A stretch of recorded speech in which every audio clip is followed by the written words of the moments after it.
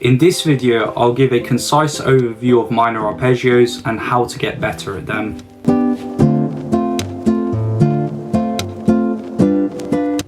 Hi guys, it's Alexander from AC Clarinet Tutoring, and today I'll do a tutorial on minor arpeggios.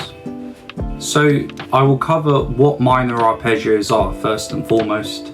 So minor arpeggios derive from minor and broken chords, and in each arpeggio the first, third and fifth notes are covered. Typically you will play the notes individually in an ascending sequence, for example going up to say the first note across an octave, and then you can play it in a descending sequence with each note played one after the other once more. So the pattern will be a first note, third note, fifth note, going up to that first note again, the tonic, and then descending back down. And the key difference between a minor arpeggio and a major arpeggio is that the third note in a minor arpeggio is lowered.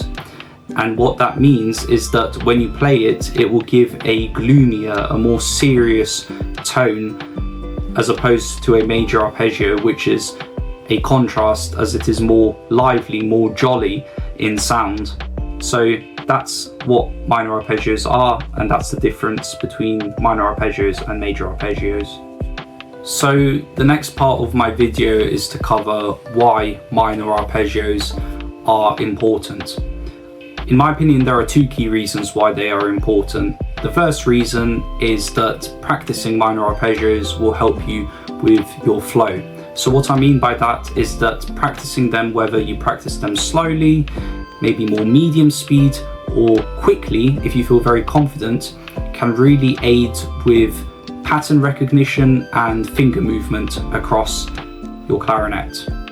The second key reason is that these patterns, whether it's a minor arpeggio or even major arpeggios, they tend to come up in different pieces of music and lots of different repertoire. So practicing them beforehand and really solidifying your knowledge and confidence in them will really help prepare you for when you are practicing different pieces of music, or if you've got an upcoming concert, for instance.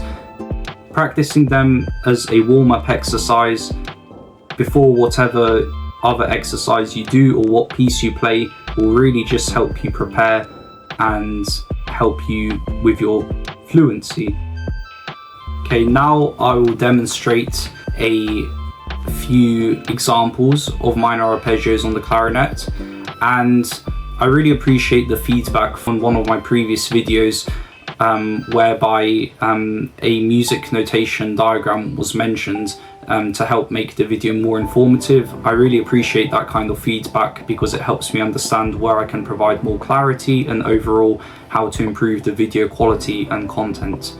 So I'm about to show you how to play a D minor arpeggio as my first example, and you'll be able to see some music notation attached, and I will play in crotchets, one beat per note, in order to make it just simple for you to follow along with.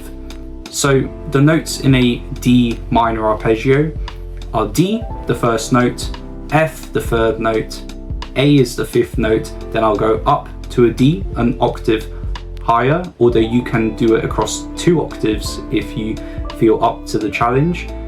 And then coming down from the D will be the notes A, F, and then down to that D note that I originally started playing. So it will sound like this.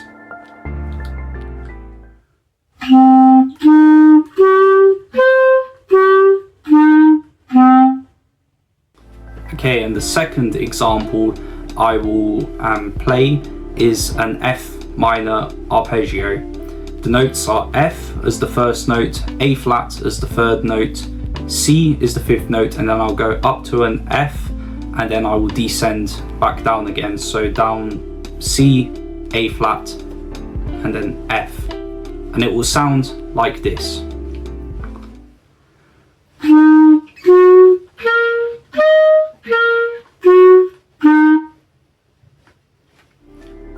So like I mentioned, I used crotchets as my example and I tongued the different notes. So there you have it guys, that is just a overview of minor arpeggios. And it's important to remember as well that minor arpeggios don't have to just take the form of crotchets like I played. You can also have them in the form of quavers, for example.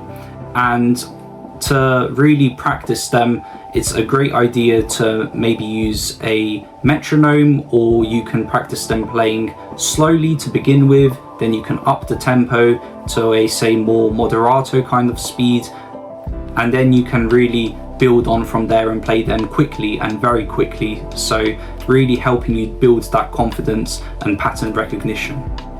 So that concludes my overview of minor arpeggios. It's important to remember that minor arpeggios, just like major arpeggios, can appear not just in the form of crotchets like I showed, but they can appear in other note types such as quavers in different pieces of music.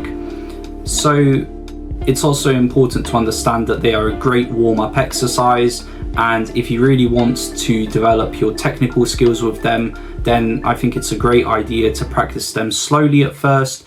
You can practice them with different types of articulation as well, so whether legato or staccato, so slurred or detached, you can really practice and experiment with these different arpeggio patterns and help build them into your warm-up practice.